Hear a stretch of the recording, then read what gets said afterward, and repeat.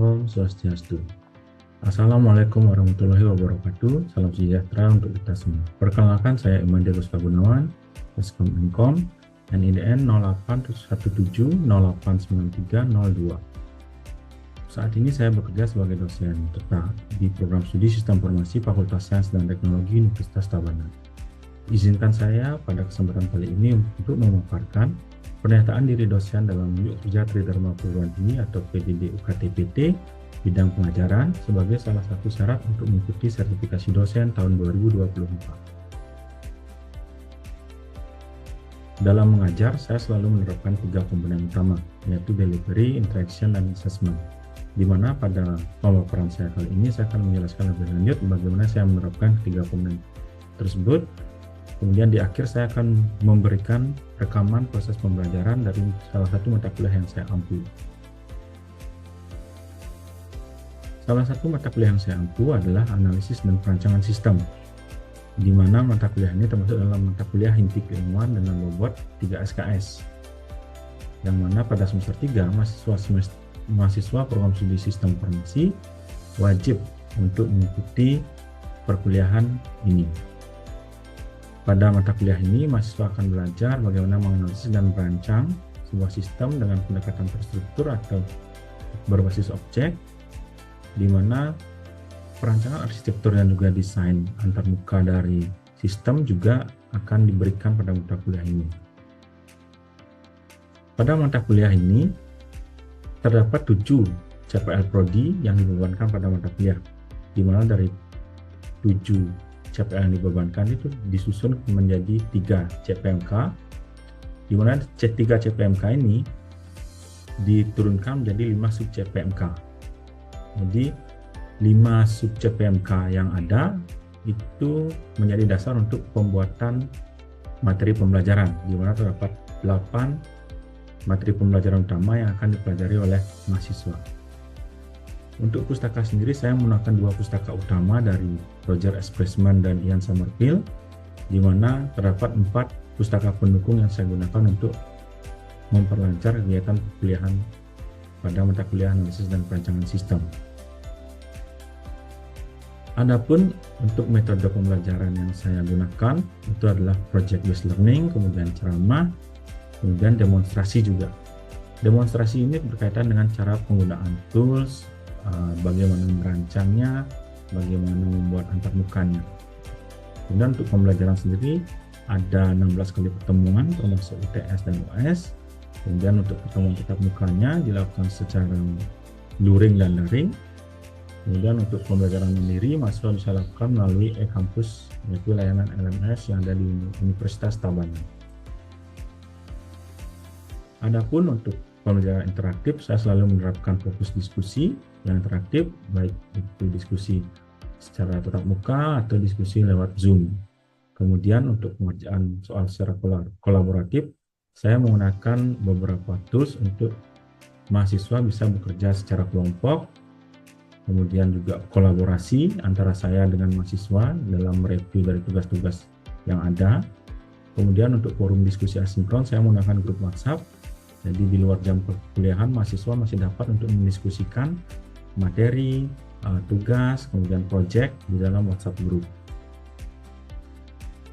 Kemudian untuk metode penilaian sendiri saya membagi ke dalam 3, yaitu metode penilaian dari tugas, UTS, dan UAS dengan bobot tugas 50%, UTS 20%, dan UAS 30% yang sudah dibagi ke dalam CPMK masing-masing yang ada. Jadi dari 3 CPMK sudah dibagi dengan bobot nilai total adalah 100%. Di mana untuk di Universitas Tabanan ini menggunakan 5 rentang nilai dari A dan E dengan nilai angkanya adalah 4 dan 0. Jadi untuk lulus mahasiswa harus bisa mendapatkan nilai A dan B, yaitu pada rentang 70 sampai 100. Pada rekaman video pembelajaran akan dijabarkan rekaman video pembelajaran pada pertemuan kelima dari mata kuliah analisis dan perancangan sistem, di mana dibahas konsep dan komponen data flow diagram, langkah-langkah membuat data flow diagram. Kemudian yang ketiga adalah merancang data flow diagram pada sebuah studi kasus.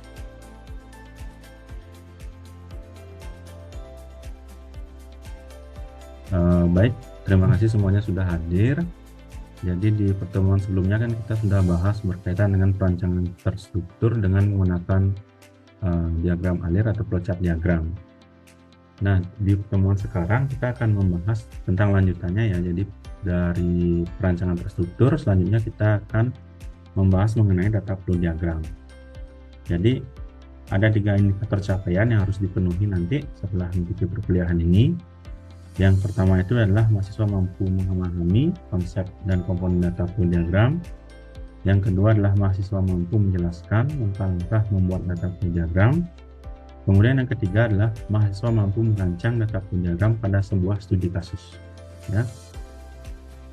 Nah, jadi DFD ini adalah salah satu dari perancangan terstruktur ya. Jadi perancangan terstruktur yang runut dia merancangnya, di mana ini menggambarkan aliran data dari sebuah proses atau sistem informasi. Jadi pada DFD ini terdapat informasi terkait input, output dari setiap proses yang ada. Jadi DFD ini juga memiliki berbagai macam fungsi. Jadi selain untuk merancang sistem, juga untuk menggambarkan, termasuk juga untuk perancangan modelnya. Kemudian DFD ini memiliki 4 elemen yang menyusunnya ya. Jadi ini 4 elemennya, jadi ada entitas, ada proses, ada aliran data, ada data store.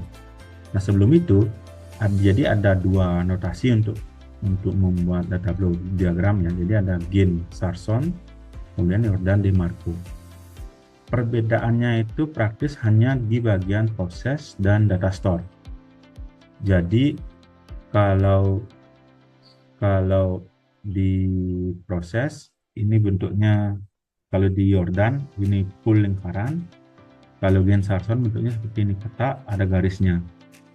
Kemudian di data store juga sama, nanti bentuknya sama garis, cuma di Gin Sarson ada pembatasnya seperti ini ya. Jadi kalau entitas itu adalah dapat berupa orang atau unit yang terkait dengan sistemnya, intinya ini berada di luar sistem yang kita rancang. Kemudian proses itu di dalamnya. Kemudian aliran data ini data-data yang akan dilewati atau yang dikirim oleh entitas ke proses atau dari hasil dari pemrosesan informasi di dalam sini. Kemudian data store, tempat untuk penyimpanannya. Jadi langkah membuat DB itu ada 5 ya. Jadi yang pertama itu kita harus menentukan entitas.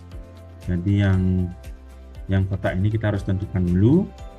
Kemudian yang kedua ini adalah kita menentukan proses dan inputnya, data output. Jadi kita menentukan proses, menentukan input dan output yang ada dari proses ini. Kemudian yang ketiga, data store-nya kita tentukan. Jadi kalau misalnya proses mengelola data mahasiswa, berarti data store yang kita perlukan untuk menyimpan data mahasiswa, jadi seperti itu. Lalu misalnya untuk mengelola data dosen, berarti data store yang kita perlukan data dosen yang harus kita kelola.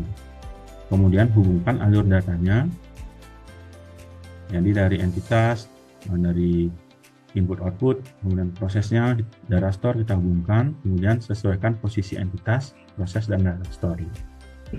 Untuk tools sendiri sebenarnya sudah banyak sekali tools yang ada di internet ya. Jadi di sini saya jabarkan beberapa saja. Jadi ada ini, ada Visio, kemudian ada Draw.io, kemudian ada Wondershare, ada Visual Paradigm. Kalau 3 ini bisa diinstal ya. Visual ini Visio bisa diinstal, Wondershare bisa diinstal di laptop, kemudian Visual Paradigm juga bisa diinstal di laptop. Kemudian yang setahu saya yang bisa diakses online itu tanpa install ada Draw.io sama ini Visual Paradigm-nya. Nah sebelum lanjut ada yang mau ditanyakan nggak kira-kira? Saya ingin bertanya Pak. Oh ya, oke. Untuk beberapa toolsnya, apakah bisa didemokan Pak? Agar ada gambaran buat kami. Jadi sekalian ya tak demoin sekilas. Jadi sebentar. Nah, ini kalau Draw.io itu gampangnya akses draw.io gitu aja, tap di Google atau di browser, nanti dia akan langsung mengarah ke halaman ini, appsdiagram.net. Ini merupakan buatan dari Google. Tadi dia otomatis tidak perlu menginstal apa-apa lagi. Nah, di sini create new diagram, jadi bisa. Kemudian tinggal nanti bisa di create aja atau di flowchart misalnya. Jadi tinggal di create aja. Nanti tinggal pilih lah diagram ini. Diagram. Kemudian tinggal kita pilih nanti ini di more shape data flow diagram. Ini bisa kita pilih data flow diagram, bisa kita centang, kemudian klik apply.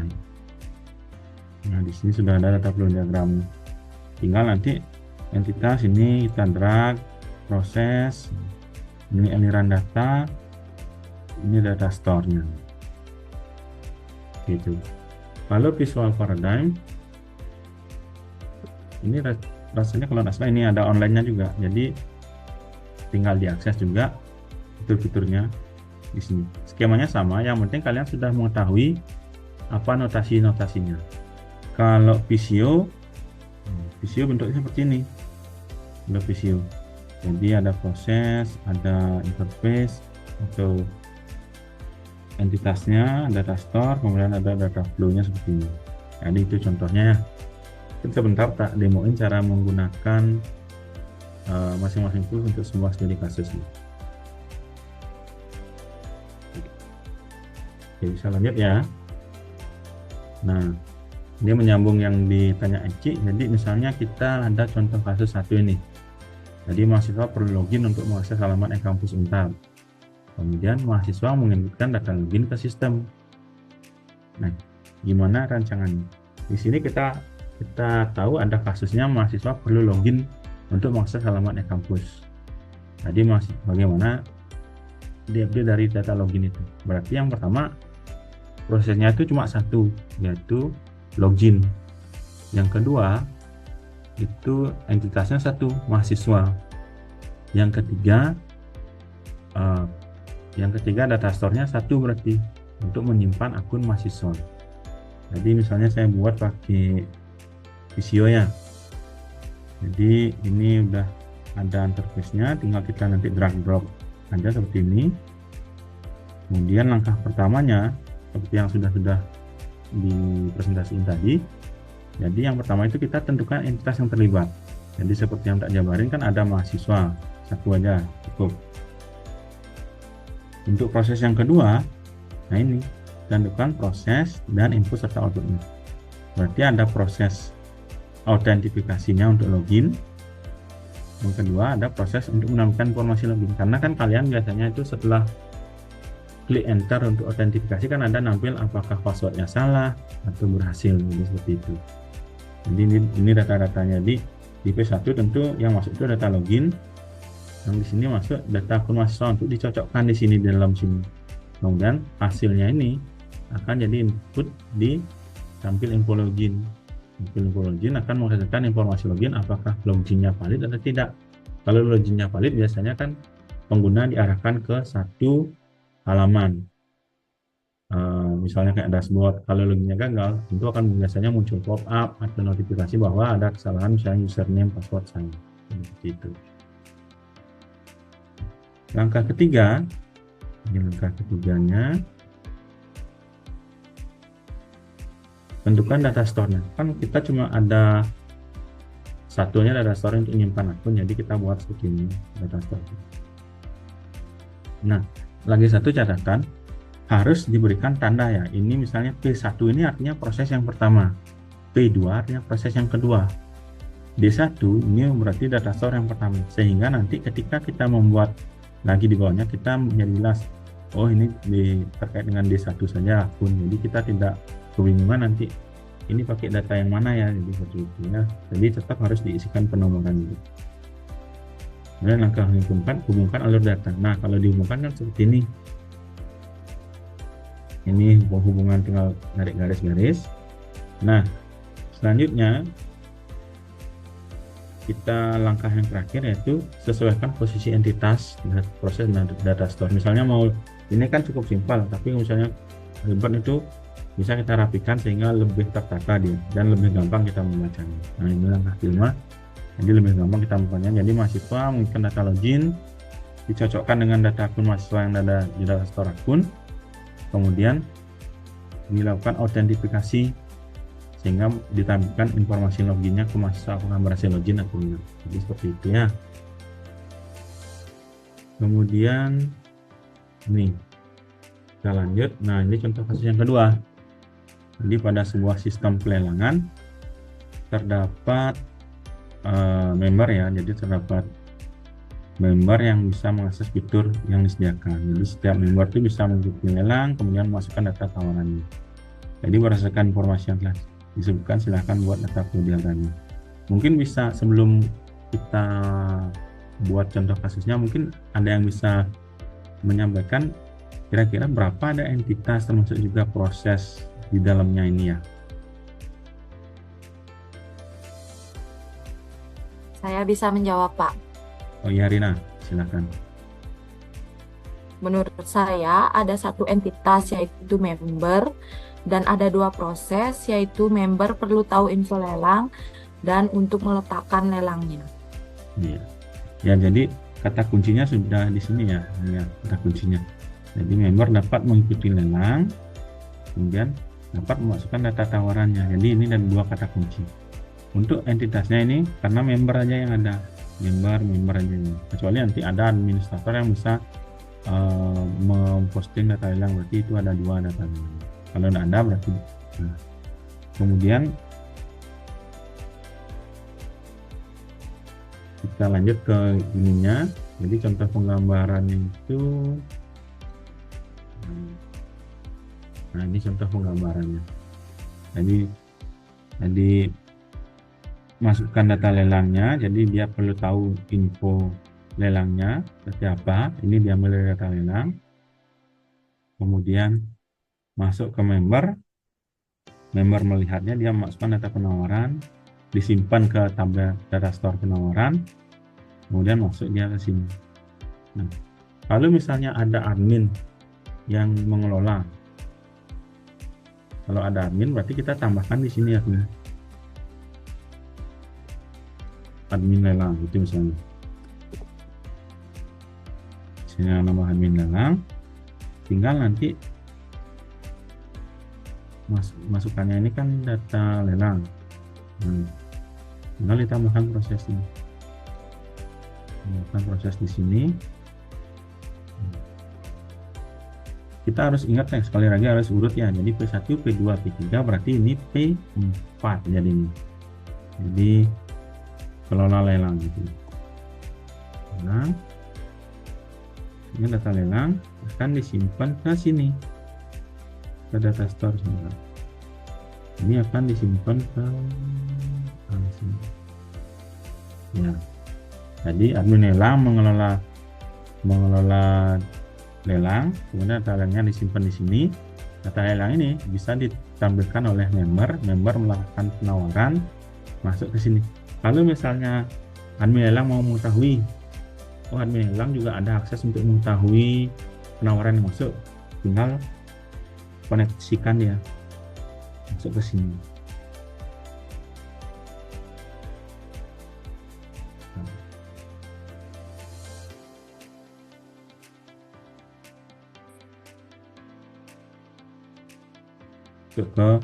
Jadi info penawaran juga masuk ke sini dia.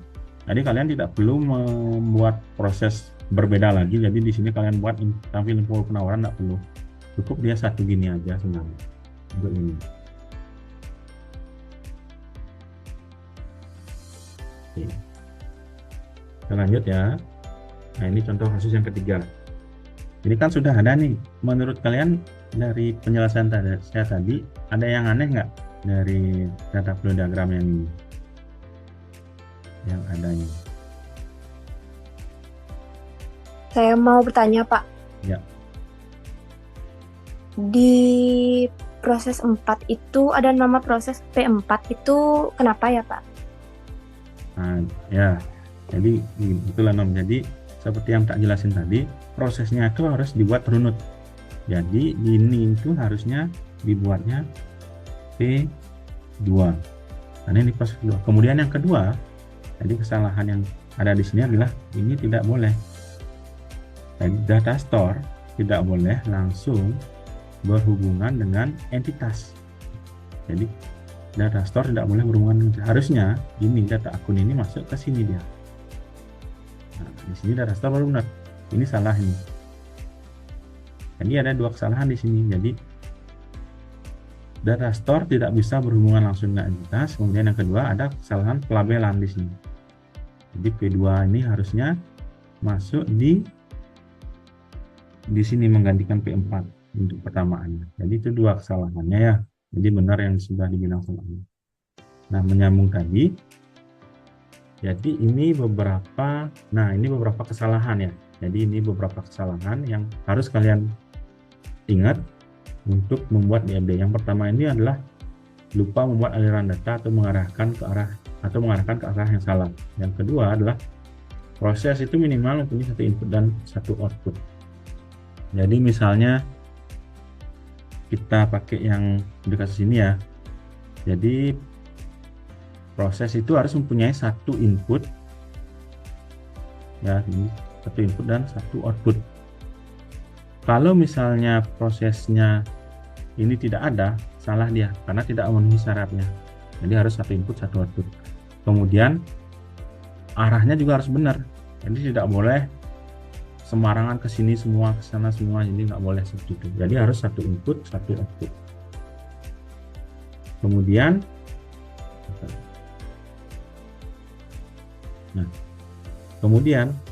ini kalau yang di sini contohnya ini salah karena tidak memenuhi output ya. Input aja adanya. Kalau ini ada output ke sini satu, bener ini data flow diagram. Tapi karena tidak ada ini salah jadi.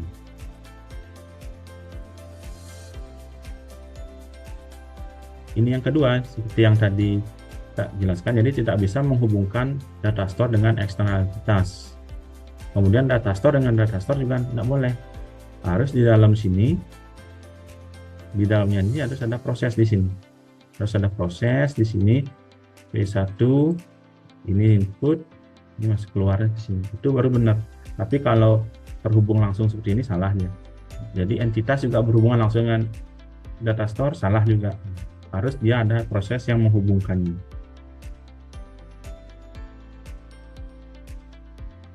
Nah, cuma DFD ini ada keterbatasan ya. Jadi DFD tidak bisa menunjukkan proses logika.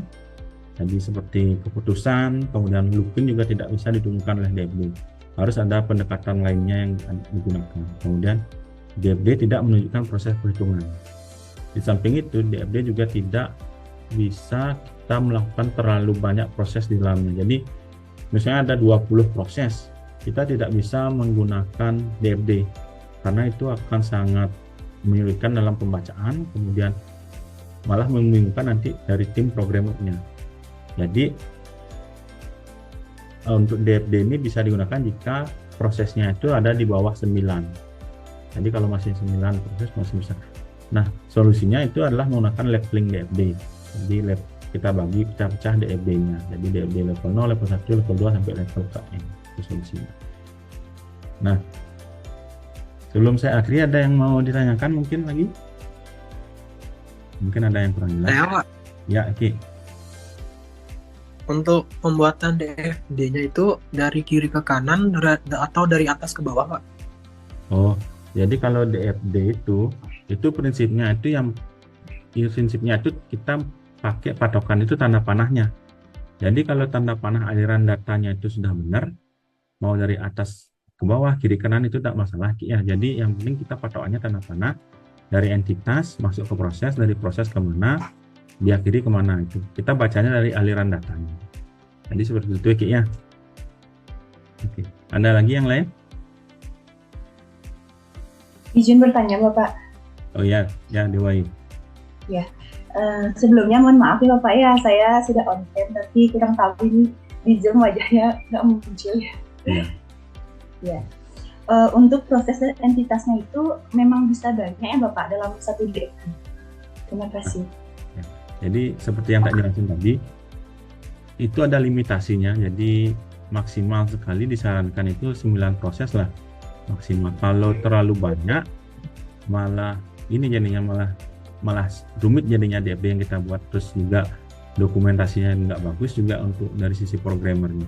Jadi disarankan sekali maksimal 9 seproses, kemudian kita bisa pecah ke DFD level 1, 2 sampai ke N, atau kita nanti bisa menggunakan pendekatan berorientasi objek. Nanti minggu depan itu materinya kita ya, nanti saya jelasin lagi. Jadi Wahyu, ada lagi ya Wahyu?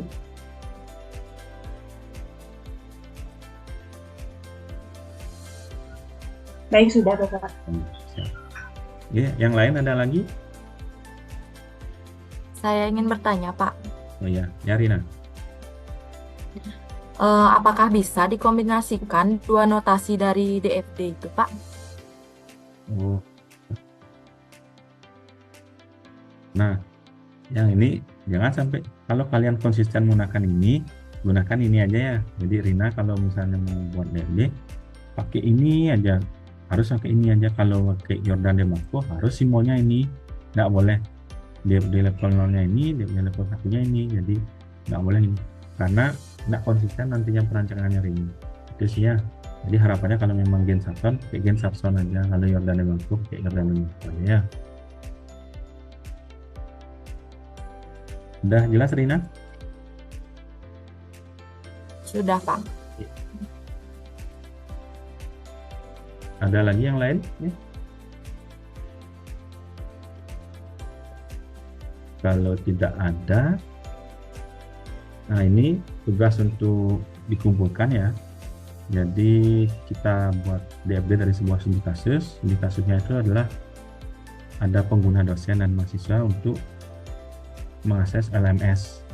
Jadi setiap pengguna itu bisa menjalankan fitur fungsional dengan melakukan login terlebih dahulu.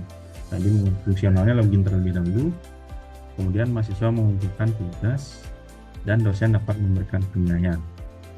Jadi kata kuncinya prosesnya itu ada login, mahasiswa bisa mengumpulkan tugas, selanjutnya dosen dapat memberikan penilaian. Jadi itu clue tugasnya, dan entitasnya sudah pasti ada dua nih, mahasiswa dan dosen. Dari sana nanti buatkan DFD-nya, nanti di pertemuan selanjutnya kita bahas ya. Jadi bisa dibuatkan dulu untuk rancangannya. Ini buatnya terserah ya. Jadi mau pakai Draw.io boleh, mau pakai Visio boleh, mau pakai Visual Paradigm boleh. Yang penting nanti notasinya seperti yang Rina tanyain tadi, harus konsisten ya. Kalau pakai Gen Sapson, itu pakai Jordan Demarco. Jadi ini tugasnya. Nah, jika ada bingung dalam mengerjakan tugas, nanti seperti biasa kita komunikasi di grup WhatsApp-nya ya. Jadi bisa ditanyakan nanti di sana, termasuk juga nanti saya tetap akan follow up terkait tugas yang saya berikan ini. Sudah sampai mana progresnya. Nah, sekian untuk pertemuan hari ini. Jadi untuk pertemuan selanjutnya, menjawab yang ditanyakan oleh Dewayu tadi, kita akan membahas tentang pendekatan berorientasi objek, termasuk juga pemodelan fungsional dengan use case diagram. Jadi ini lebih fokus pada pemodelan fungsional yang ada. Misalnya ada 10 fungsi, jadi 10 fungsi itu yang akan kita jalankan. Untuk langkah awal kita akan menjelaskan atau kita akan belajar tentang use case diagram ya. Untuk materi-materi nanti saya akan share di LMS, di e-kampusnya, bisa diakses juga. Nanti kalau ada yang mau ditanyakan, nanti tetap kita kontak-kontakan di grup WhatsApp ya. Selamat pagi, terima kasih semuanya ya. Baik Bapak, selamat pagi. Terima kasih Bapak.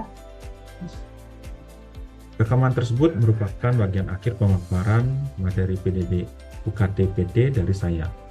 Saya ucapkan terima kasih atas perhatiannya. Salam sukses, salam sehat, dan salam sejahtera untuk kita semua. Saya akhiri. Terima kasih. Om Santi Santi Santi Om. Wassalamualaikum warahmatullahi wabarakatuh.